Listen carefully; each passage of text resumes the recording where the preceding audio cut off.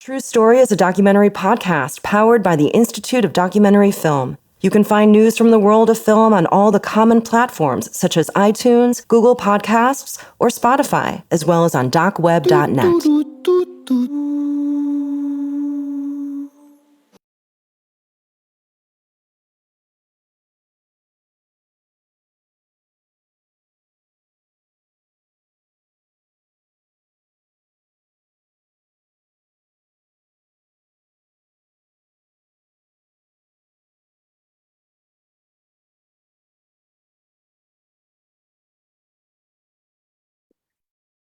Good evening, everyone, and welcome to online discussion after the film Intensive Life Unit.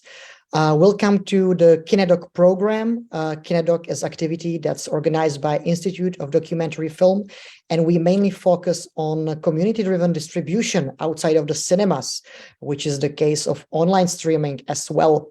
I'm very happy that we can host this international discussion with our lovely guests. And as I said, this discussion is connected to the film Intense Life Unit by director Adéla Komrzý. For those of you who have not seen the film yet, you can still access it for free of charge. You can just send us a request here on Facebook, or you can just send an email to films@kinedok.net. The film is accessible until November 15th. The stream is being broadcasted live. So for those of you who are here with us right now live on the Monday, you can ask your questions in the comment section below. Right now, I would like to give the floor to our host, Mr. Saša Michailidis, and I will enjoy this discussion. Thank you very much, Dominic.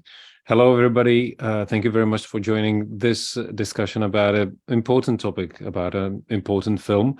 I would like to introduce our two main hosts. It will be Olivera Kapetanović. Hello, Olivera. Good evening. And Dobos Atilla. Hello, Attila. Hello, everyone. Just a very short introduction. Olivera Kapetanović is a social worker and group analysis psychotherapist. For 11 years, she has been working in palliative care, providing support to the dying and the family members in their homes with the association Volunteers in Palliative Care, La Verna. She's also the winner of the State Award for Volunteer Coordination. And in La Verna, together with the leadership of the association, she started the counseling center for patients and family members and the bereavement support service, where she provides counseling individually and in support groups. Dobos Atilla is a member of Hungarian Cultural Anthropology Association, university lecturer working on the topics of health and society, bioethics, and professional ethics and social norms in healthcare. He's a teacher at the University of Debrecen's ethnography doctoral program. So once again, thank you very much for joining us. And the whole discussion will be around the common situation on the palliative care topics in Czech Republic, in Hungary, and in Croatia.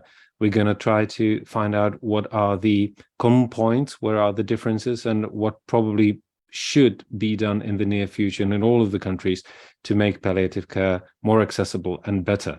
But first of all, because both of our guests saw the film, so the main question is, how did you like the film? So, Olivera. Yeah, I was fascinated by the film. I enjoyed watching it. And it's not common that the word palliative care is together with enjoying, not from everyone's perspective. But what I enjoyed was the atmosphere, how calm it is while you are watching the movie. Although what you are seeing is people who are near death, it is not so long ago I saw a movie which is filmed in hospice, and you would expect that kind of atmosphere in hospice, but this is intense life units with all those machines and cables. But nevertheless, the atmosphere was calm because of the approach of the professionals who are working there. And the other thing that I liked is how this film is educational, although it's not trying to educate, but just in those 60 minutes, you can see and feel what palliative care is from A to Z. So those two things are the things I would say for start. Thank you, Olivera. Attila? Yeah, for me too. It was a really touching experience. But to be more precise, why I like it very much is the personal touch. So when the two doctors, the two characters who somehow presented from an emic perspective, from an inner perspective, how it is to be a palliative doctor or professional, and why, from my perspective, it's important because I'm living in university, so not in the hospital settings, and for me, although I talk a lot about death and life issues in bioethics, but it's more like, you know, in the level of textbooks, and it reminds me of the situation of a famous bioethician called Gregory Pence, who has been bullied by his students in, if I'm not mistaken, Columbia University several years ago, because they thought that, oh gosh, this guy is talking to us about, let's say, hospice or palliative care, while he has never been in a hospital, but we students have been there in internship and practices. So how comes that he can give us any clue? And the guy said that you are right. So he gave up his academic professorship and went to nursing, and then spent several years in hospitals, and then went back to the university to teach from a much more credible perspective. So yeah, I like it very much for the personal touch. Olivera, from your perspective, do you think that what you saw in the film Intensive Life Unit was something that represents also the reality that you see in Croatia? Yes, very much. But at the end of the movie, it was said that this unit is not so common in Czech Republic. It's not so usual. So that part also. In Croatia, there are some good points, some where even in clinical units, there is palliative care approach and palliative care specialists, but not in the whole country. So I could resonate with the protagonists and feel, and in the same time feeling sorry for all those who doesn't receive that kind of care. Adéla, I'm not sure if you can answer this from your perspective, because you're more in the academic field, but still, how common is palliative care in Hungary from your knowledge? Yeah, apparently I have data regarding the situation in Hungary. So when I saw the movie, I felt that that's like the best ideal word, best possible ideal word, and how lovely would it be to have the same everywhere in I assume Czech Republic and Hungary too, which is not the case, obviously. In Hungary, I think we have 20 hospital wards all over the country, which has some palliative professional backup with 300 beds. So it's not in the very beginning phase, but still there's much space to develop. So I agree with Olivera that this is something very, very important, but still need to develop further in the country to get access for everyone if in need. But Olivera, if Attila says that in Hungary they have like 20 points of assistance, this is something that we still don't have in Czech Republic. How is it in Croatia? Like, this is more of an ideal world, what Attila is talking about in Hungary. Well, in last 10 years in Croatia, there is some progress, mainly with mobile palliative care teams that are concentrated on providing palliative care in homes of those who need palliative care. and it is recognized this role of professionals as mediator, as coordinator, that we could see in this movie also how those protagonists, two physicians, are mainly working as a mediator and coordinator between the patient and the family, between other professionals in the hospital and even after the hospital. And that is recognized in Croatia. So now every region in Croatia has that mobile team and coordinator, but still a lot of work is in front of us in the sense of providing qualitative care, not just, okay, we have a team which consists of physician and a nurse, and we do have a coordinator, but this what I admire in this movie is that patient and the family gets the information when they are in clinic, and they do not go home without that very important information about their illness. And still, for example, in Croatia, you can find people that are that came home from hospital, not knowing, not having idea how serious their illness is, or how will it develop in the future, what could they expect, how to prepare them for that time, or how family can help, or what type of help they can get in primary setting. Attila, this, what mentioned Olivera, is probably one of the things that are happening all around the former socialist bloc. The gap that we have in terms of how to talk to, how to communicate with not only patients, but clients, with the patients, with the families.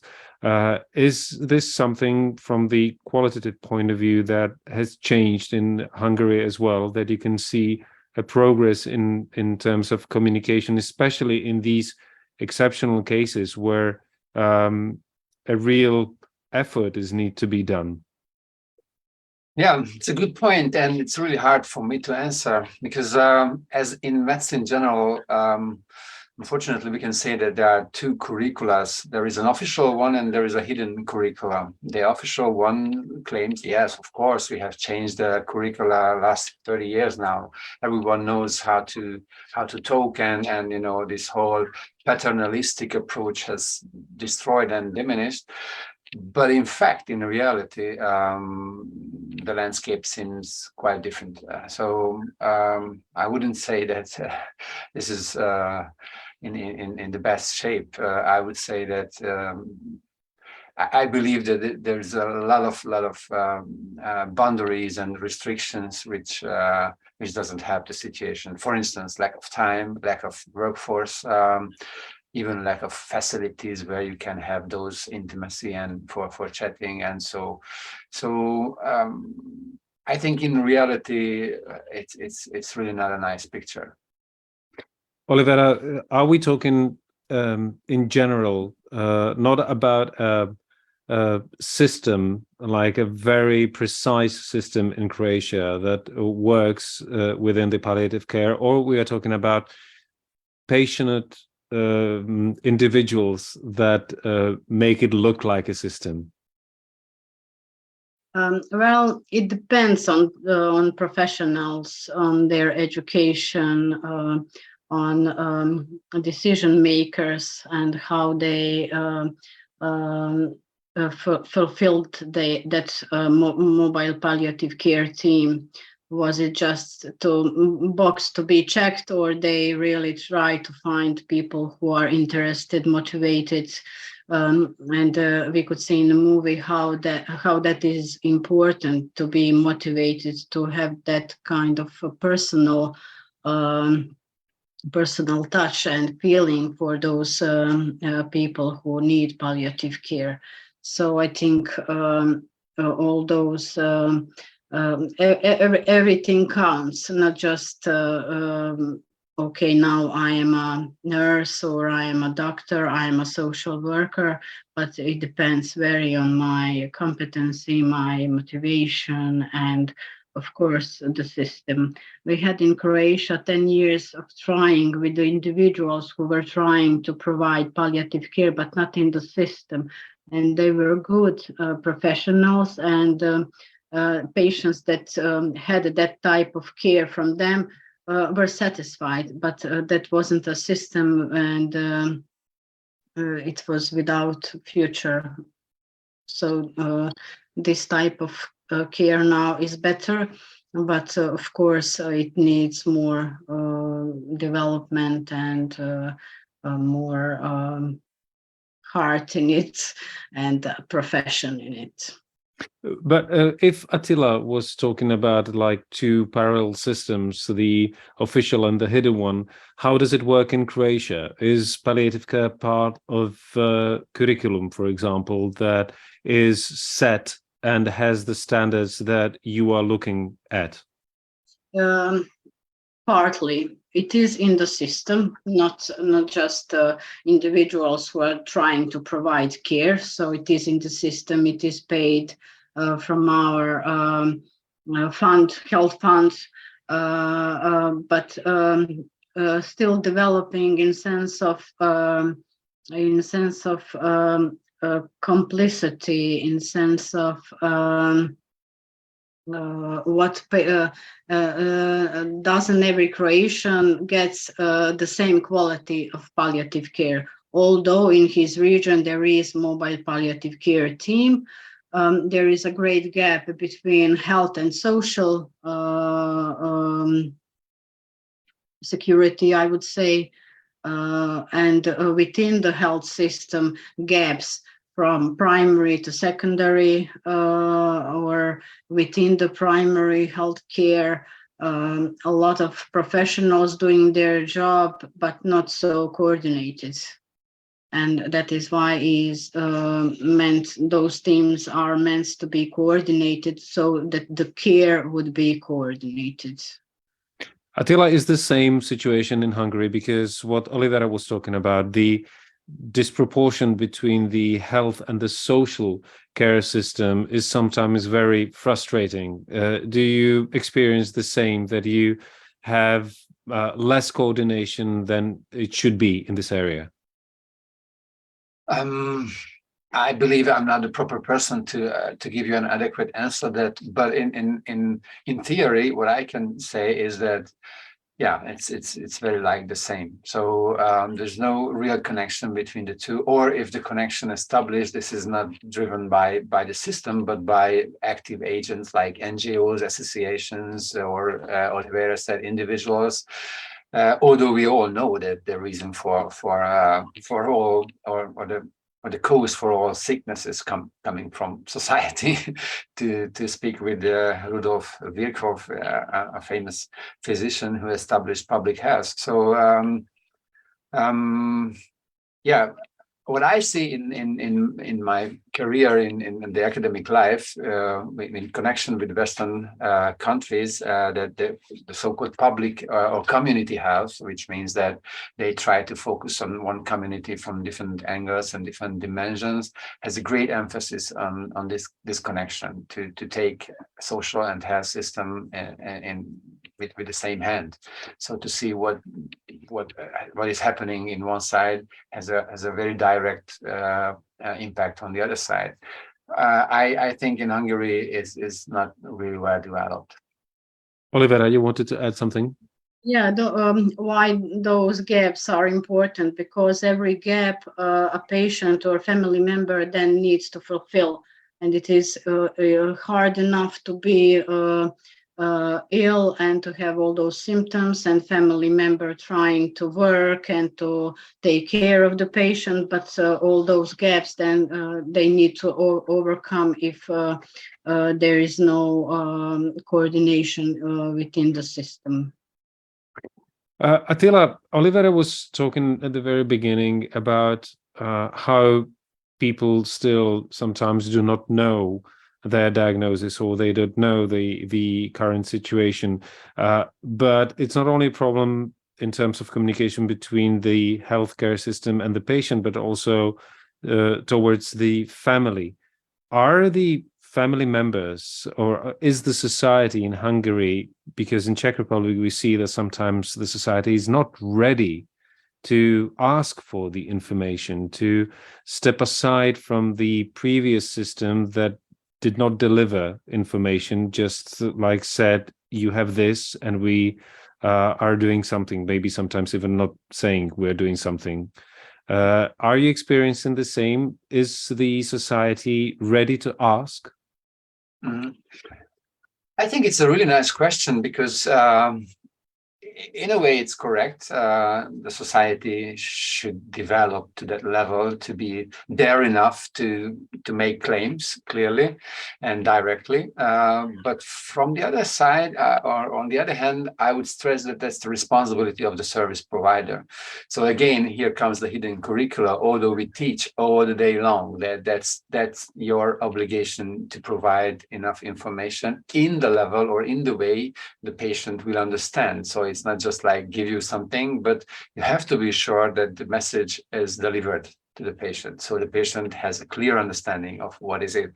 In reality, again, as I told you, the restrictions or limitations of the practical life of working in a hospital setting doesn't allow, in many cases, the professionals to do so, and that's a really, really sad story. I have personal experiences when they ask for informed consent afterwards.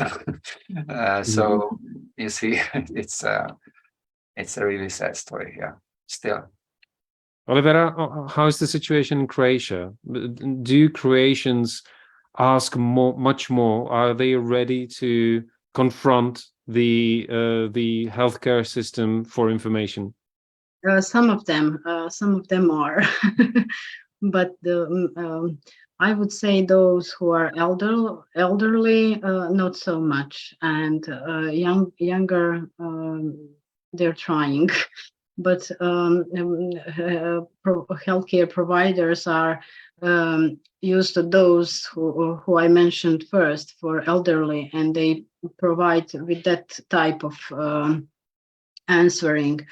So in NGO in Verna, when they call us, we are trying to empower them to ask more, to be direct, and to make some care plan for themselves, so that it is easier for them to take care for themselves or family member.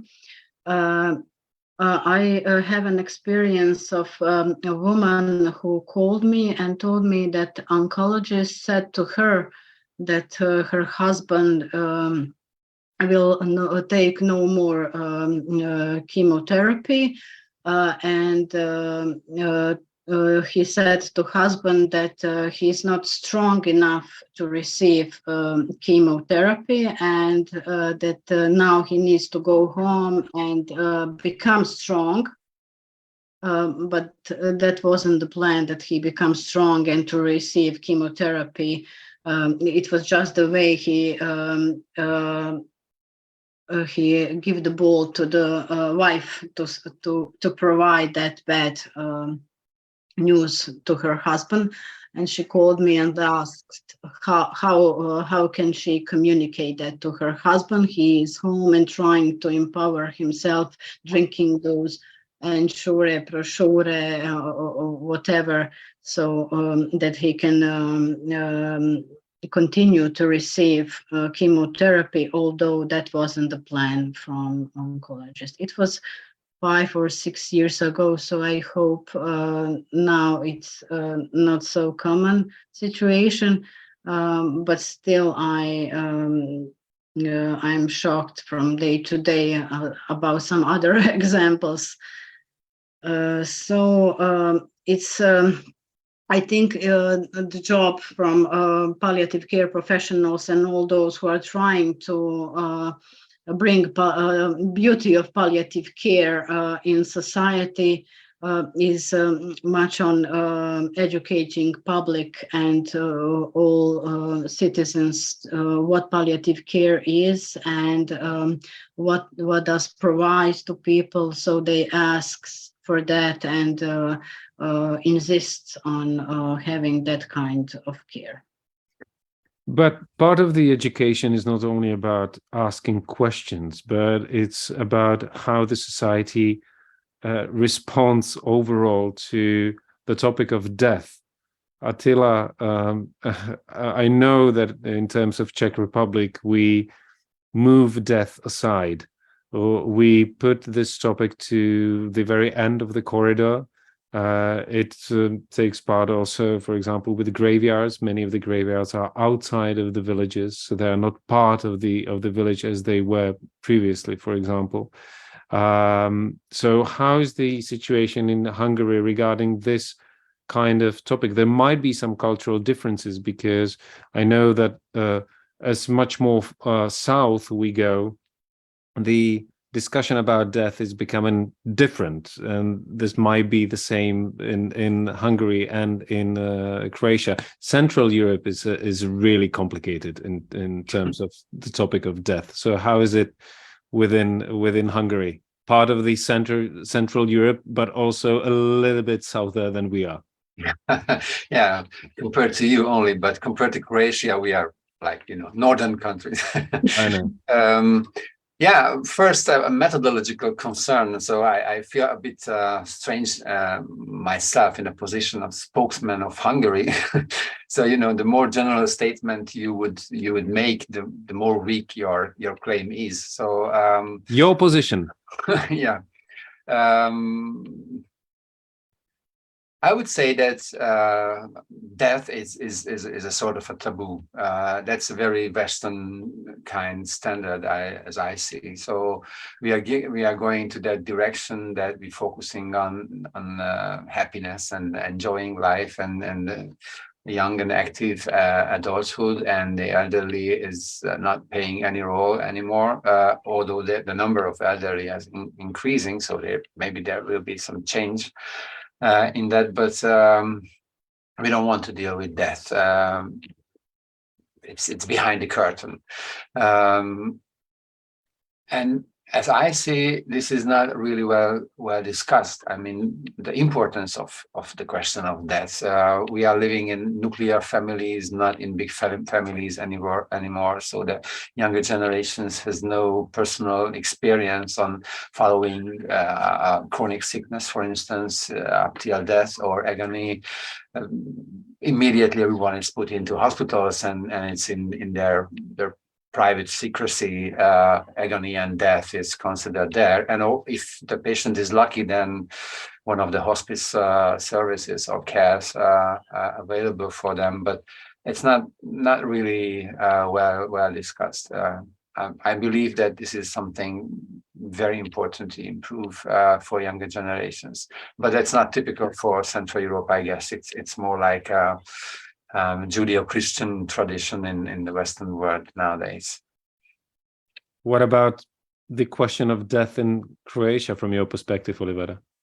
Well, when there are some ceremonies, like a few days ago, All Saints, or everybody going to a cemetery, now in a few days we will all remember the victim of Vukovar,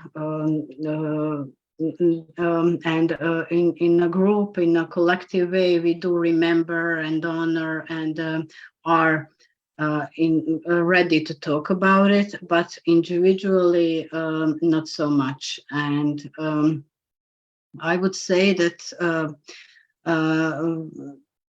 it is intimate. It is intimate, and it is natural that we are not so willing to talk about it. But it is also natural to try to break that taboo and to try to talk about stuff around that, which can be very important, about family conflict, writing. I don't know the word in English, testament, or or even in the film, one patient, when the palliative care physician came in the room, she said, "Oh my God, when you come in the room, I know something is bad." So in Croatia, we are mainly Catholics, but nevertheless, when you are sick, if someone mentioned that the priest should come, everybody says no, it's not necessary, and are not ready to talk about very important issues, even for those who are Catholics, and not so expected to be afraid, although it is expected because it's natural and nobody is immune to that. And I think that Attila had a right point on the nuclear families and the fact that previously in the previous decades, children had much more experience with death, not only with the animals, for example, from the agricultural kind of way of living, but also with the elderly people living within the families. What is your experience, Olivera, with children in the families where there is a client who has palliative care? How families respond to the children involvement into the whole discussion and the care about the elderly people? Are they trying to put them aside, not to get them traumatized, or they are taking them into the whole process? I would say they are very protective, especially in Zagreb, in the main city. Maybe in some rural parts of the country are not so much, but in bigger cities they are protective. And even when, for example, parent is the one who is dying, then much more protective than when the elderly person is dying. And I find that very problematic in a way that those children and a parent do not have, they have so little time left, but with this kind of approach, they don't even have that time. Because of that fear and not knowing how to approach the children. It's a great example in this film how that father is laying on the bed with his children, although he has those medical stuff that helped him breathe or whatever, but he is with that children and they are with him. And I think those who are protective are trying to protect their children, but I think it's more protective from them, and they will be emotionally stronger if they are if they witness that kind of thing, and of course if they have proper support through that time and through that period. So it's part of the educational process that you are suggesting, that the palliative care has to educate the society basically about how to respond. But professionals also, because if palliative care team is in contact with that family through a hospice, hospital unit, or as a mobile team, then definitely a team of children, taking care of children. How do they respond to illness? How do they see it? Does family need some support in that way? Mobile team that consists of nurse and physician, that is not enough for this kind of issues. We need psychologists, social workers in the team for that kind of situations. We are having a question, and Attila, probably you might start with answering this. Olga says, can be palliative care taught at the university in psychology and sociology departments? It's it should be part of palliative care, should be part of psychology a lot. Atilla, what do you think? Yeah, definitely. I think it's very much depending on country context. What I know in Hungary, that of course, in psychology there are subjects concerning the whole thanatology movement, Elizabeth Kubler-Ross, and the whole palliative care and hospice story as well. Not really much in sociology. Maybe if you have some elective courses for that, but psychology, yes, it's do part of the whole story. Olivera, what is your experience? In social work faculty, there is a colleague of palliative care. Now at medical faculty also, I'm not familiar with psychologists if they have something in their curriculum. Mm-hmm. We were talking about how it should be, but what it actually is. What is the view on palliative care in your countries? So Attila, maybe you could start. Like, what is the situation around? Good question.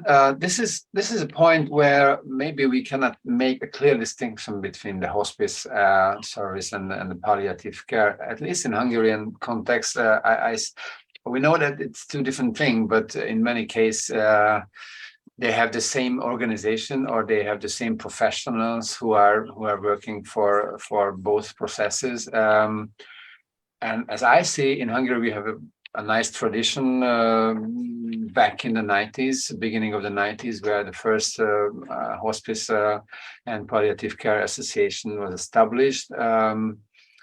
And very nice and very strong figures in the public sphere who could support this this initiative, but in a systematic level, it's not really well positioned, I guess. So it's still it need to fight for legitimacy and to acknowledge of the importance. I double checked the numbers. We have altogether 93 different spots for hospice and palliative care altogether, including mobile teams, home care units, and also child palliative care altogether in the country. 20 of it is in hospital settings. But if you compare it to the whole country and the big numbers, then you see that it's far from enough.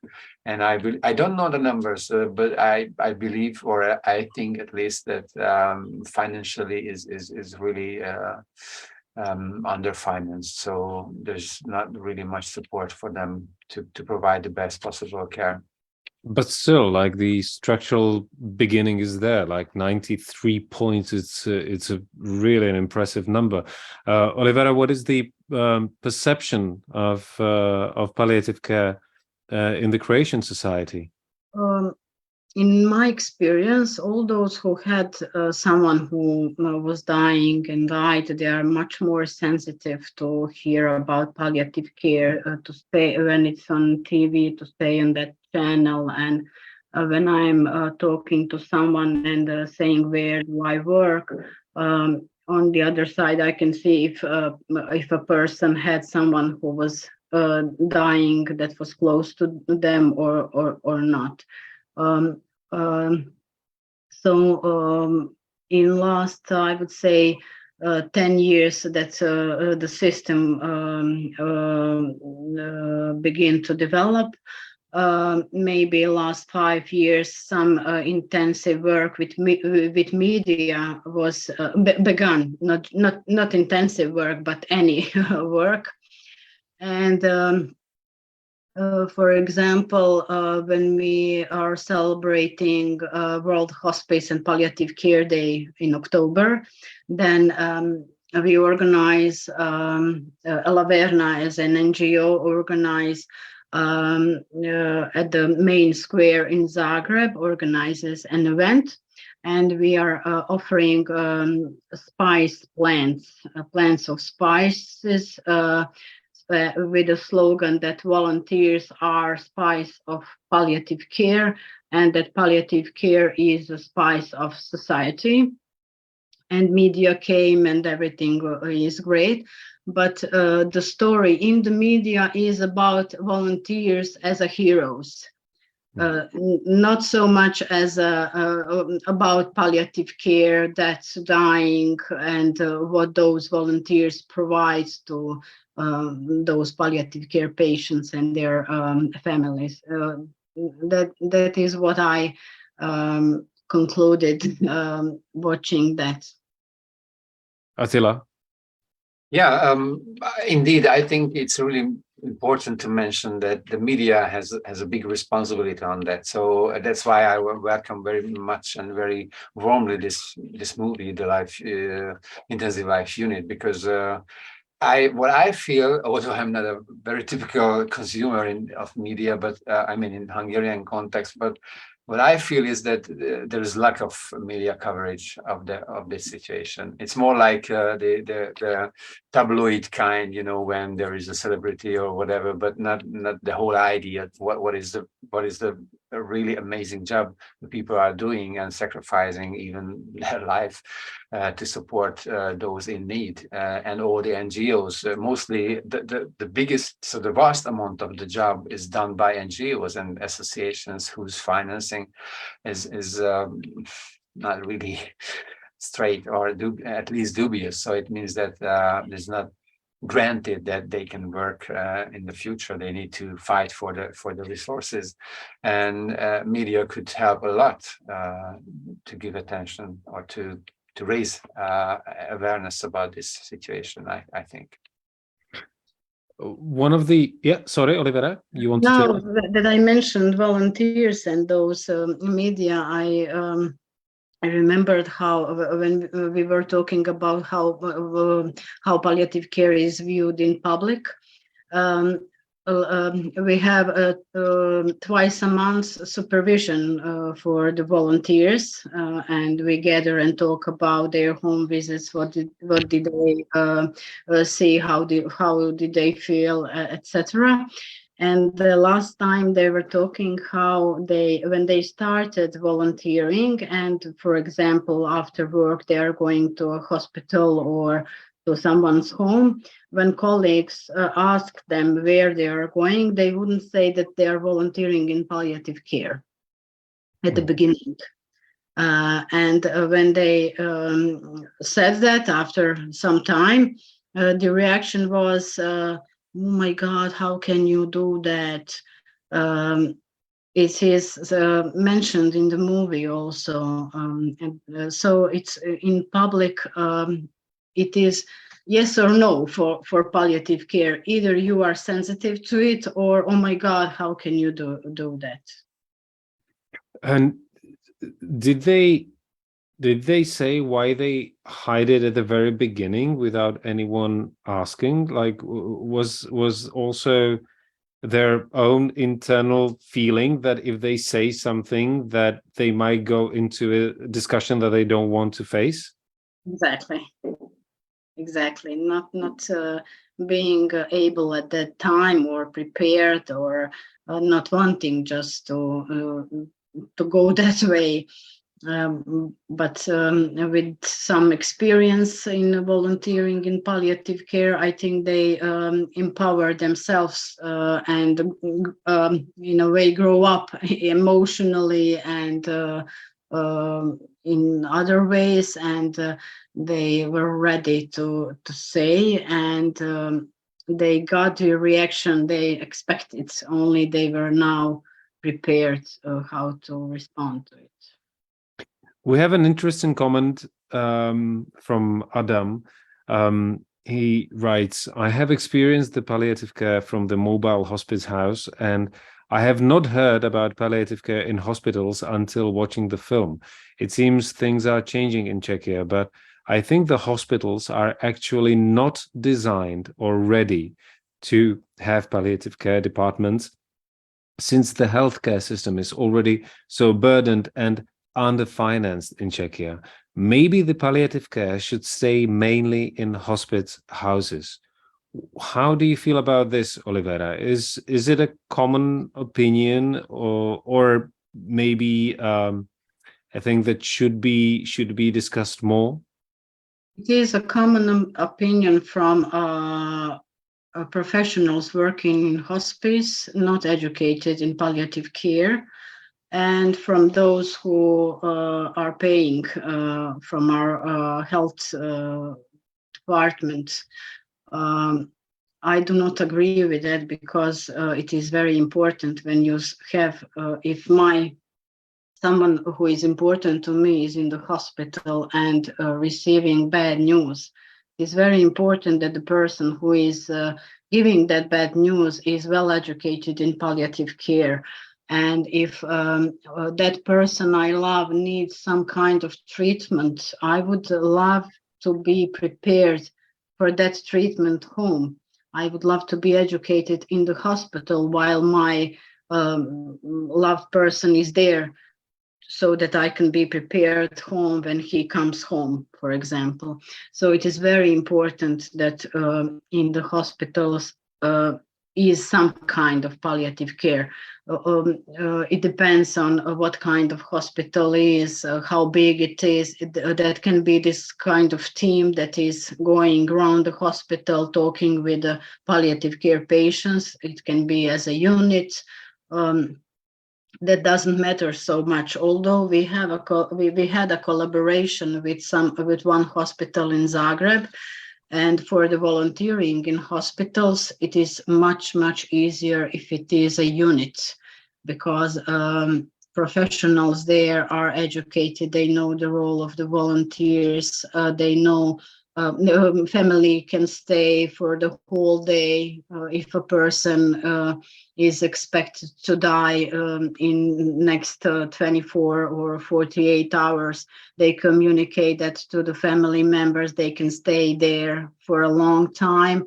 And when it's not a unit or just a bed in some part of hospital, then that is not possible. You cannot stay there so long. And we've mentioned children.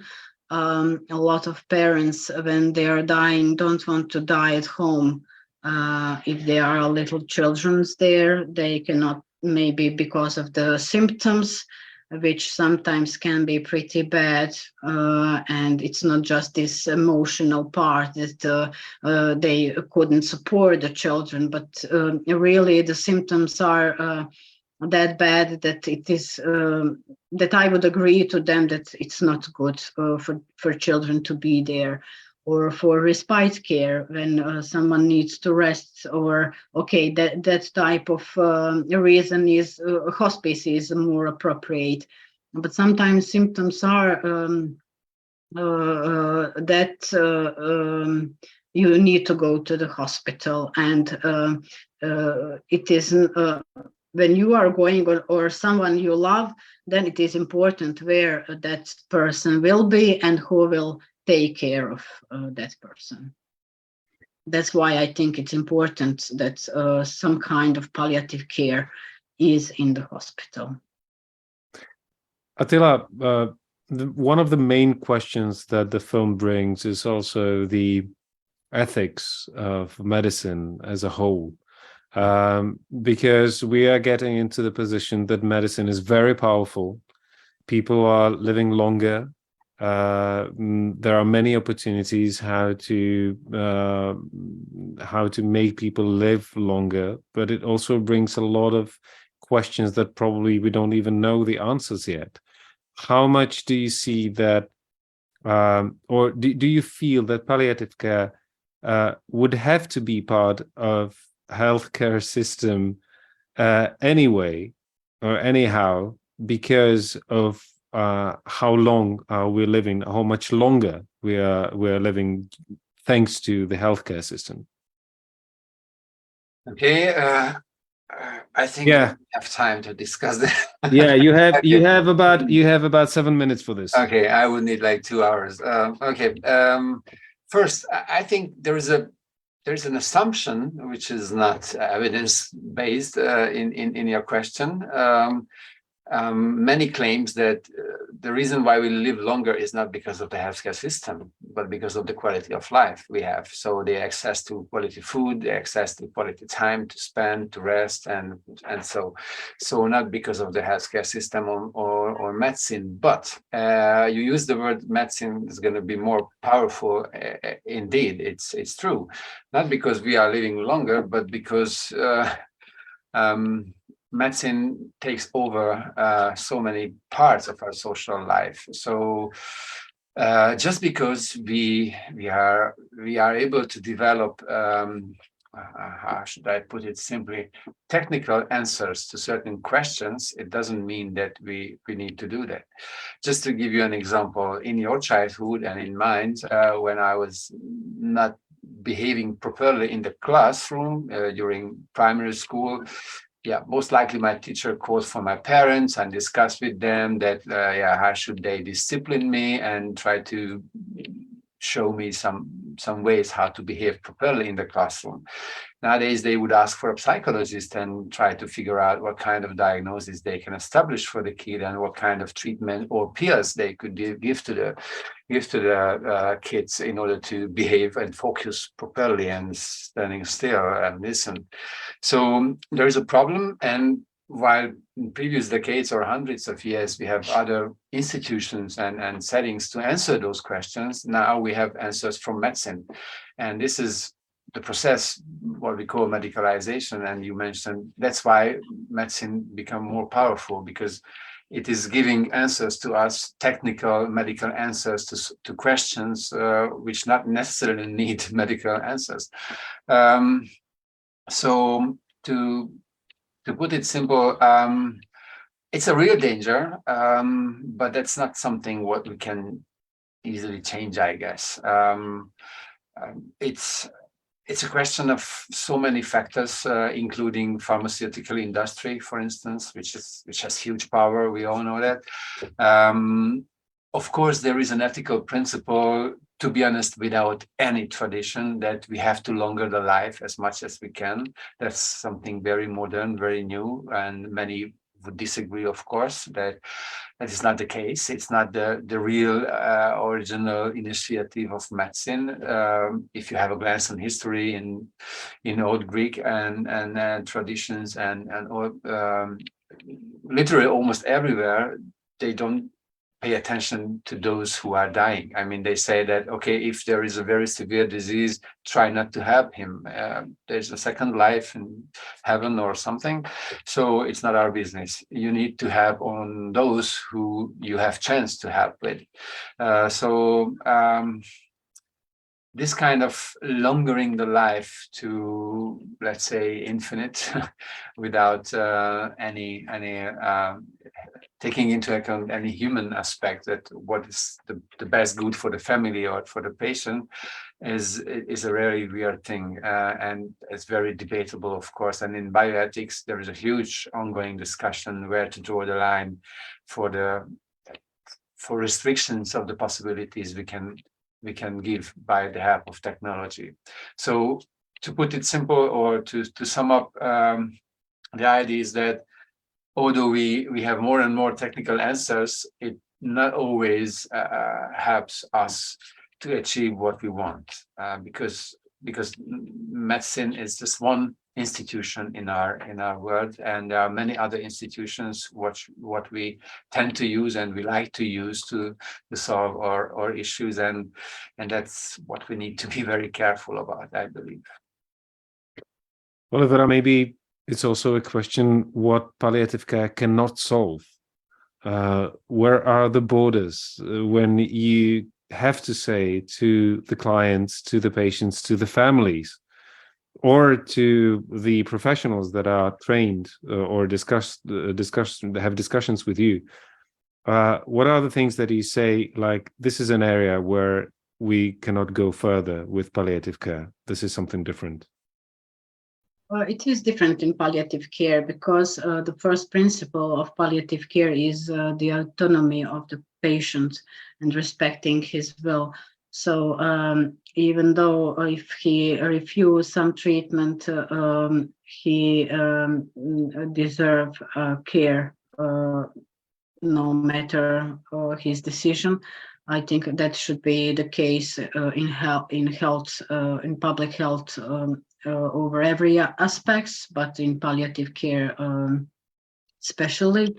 So the first border is the autonomy of the patient if something he refuses, and the communication about that autonomy and mediation I already spoke about with the family, with the patients.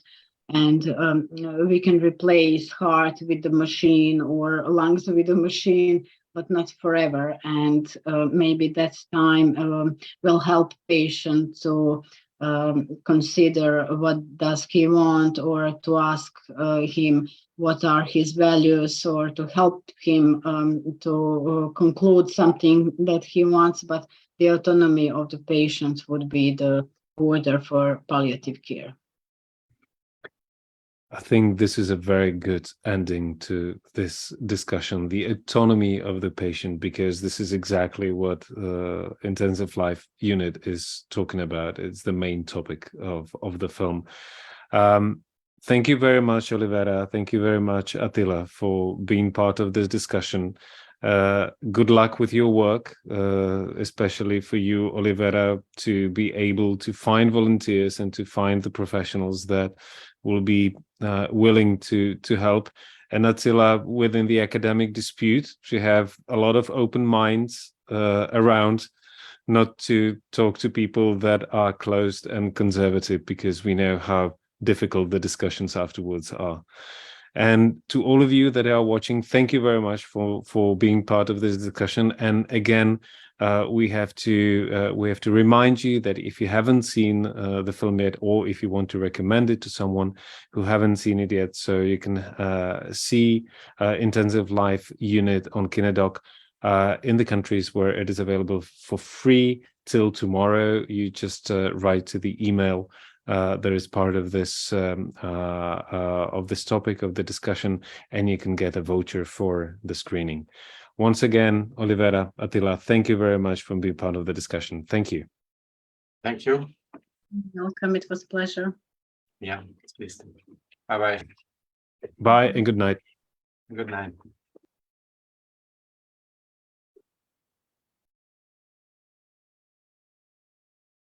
Perfect.